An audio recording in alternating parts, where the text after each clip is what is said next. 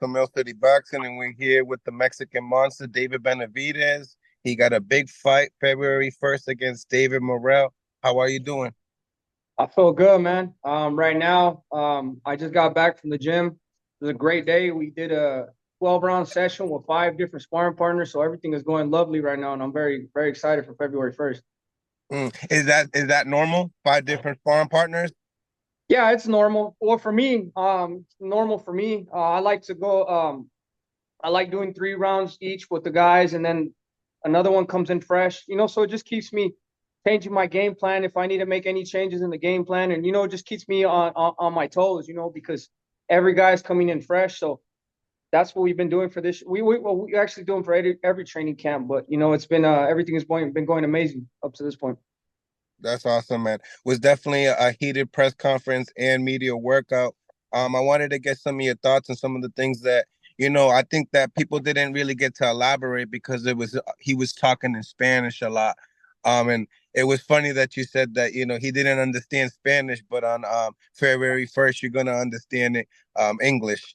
But he said that, you're gonna need a Cuban coach to be able to beat me before he said that robot cop comment.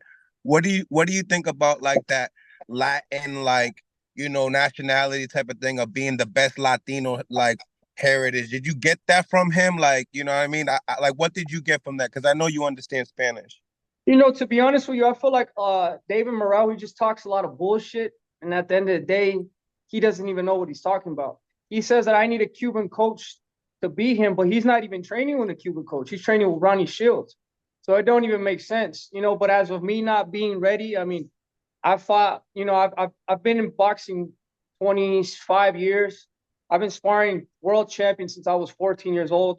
This is going to be my 30th fight. So I've seen a lot of different fighters. I've seen Cubans, Russians, Ukrainians. I've basically seen everything. You know what I mean? So as of for me, him trying to make it seem like he's the best fighter I've ever faced, you know what I mean? I don't really think he's all that. I think he's good technically, but once you get hit in the face, like Mike Tyson says, all that shit, all that technical shit goes out the ring. You know what I mean? I've been working for a long time. I've been working on some great combinations that really work with everybody. So I mean, so I'm just looking forward to going there. And as for David Morrell, I'm excited. I don't know, shy away from good fights like this. Actually, that motivates me more to go in there. I want to be in a good fight. That shit don't scare me at all. I want, like I said, I really want to be in there and feel like I'm in a good fight. I want to give the fans the best fight that they could possibly see. So hopefully David Morrell comes 100% ready for this fight. And all that shit he's talking, I hope he backs it up February 1st.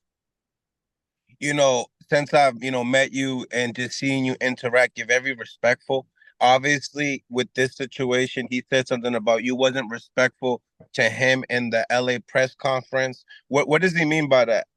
That's what I'm saying. He just says a lot of bullshit. So obviously we're trying to, he don't like me, I don't like him, whatever. But if you guys didn't see that after the LA press conference, after it finished, he came up to me, shook my hand, and gave me a hug.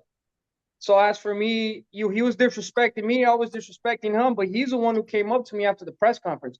So if you see when we went to this press conference, I went, tried to shake his hand, showing him mutual respect. We could go in there, we could talk shit, we could do whatever we want. But as a man, if I'm trying to shake your hand, you better respect me. And that's kind of what happened. He didn't respect me. He didn't kind of made me look stupid in front of all my people. And I kind of had to let him know what time it was. And now this is not, our respect is out the window. At the end of the day, I don't care about respect. At this point, I'm gonna go in there, I'm gonna beat his ass. And I've been working on everything. I haven't left any stone unturned, and I'm 100% ready for this. I just hope David Morrell is 100% ready for this.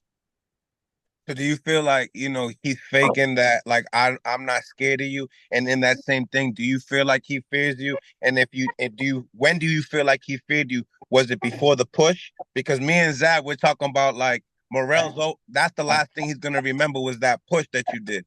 So tell me, do you feel like he fears you for real? No, he 100% he fears me.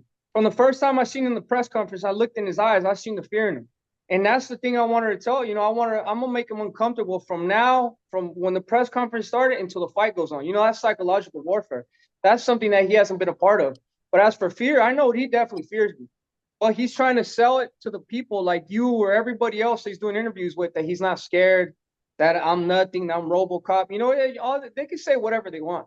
I've dealt with this before. I've dealt with Andre Durrell saying that, Demetrius Andre saying that, Caleb Plant saying that. But when I get in there, what do they say every time after the fight is done? Oh, David Benavidez, he's a great fighter. He's a better fighter than I thought.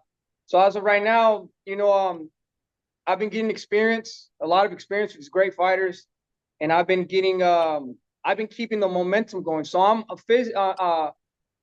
my my confidence is 100% there. I know what it feels like to have a championship camp. I know how it feels like to go in there 12 rounds against a guy. I know how it feels like to excel the second half of the fight. David Morrell doesn't know how all that stuff feels. This is the biggest fight he's ever been in. I think the biggest fight he ever was in was when he fought on Terrence Crawford's card, but there wasn't even no people when he was fighting. So this fight is 100%. I'm ready for this. I'm ready for this, and I really don't care to know if David Morrell is ready for it. I just know I'm in there. I'm working hard. I'm going there and do my job, and I'm gonna excel at it as well. Yeah, like I said before, you're very respectful, and like when he said that you were easy, I could see the big turn up in you. Like, do you feel like that irritates you a lot? You know what I mean? Just not getting that respect after what you already have done in the sport. Yeah, it definitely does irritate me, but I feel like this is just my life. I've been getting disrespected like this since I was a little kid, before the fights. People say I'm not this, I'm not that, but then, like I said, when I get in the ring, it's a whole different story. So now this is more fuel for me to go in there and really shut his ass up and really show him what a world champion looks like. So I looked at his box rec in his third fight. He was scheduled to go 12. He goes all 12. Then in his next fight, they back him up into a 10 rounder. What did you see in that? Because obviously you could see that they were in a rush to move him. But tell me, what did you see in that? To be honest with you, I've seen the level of opponents that he's fought is, they went from that guy that he fought, which the guy was good. He was all right. I didn't have no problem with that fighter. I think he was a Kazakhstanian dude. He wasn't too strong, but he was a technical fighter. He took care of him. And then the next fight, they put him into a weak ass fight. You know what I mean? So I feel like they're taking care of him a lot. Also, a thing that nobody talks about at all. When David Morrell, he had I think it was his fourth fight, he missed weight like I missed weight. When I missed the 2 pounds and they stripped me of my title, he did the same thing and they did not strip him of his title at 168.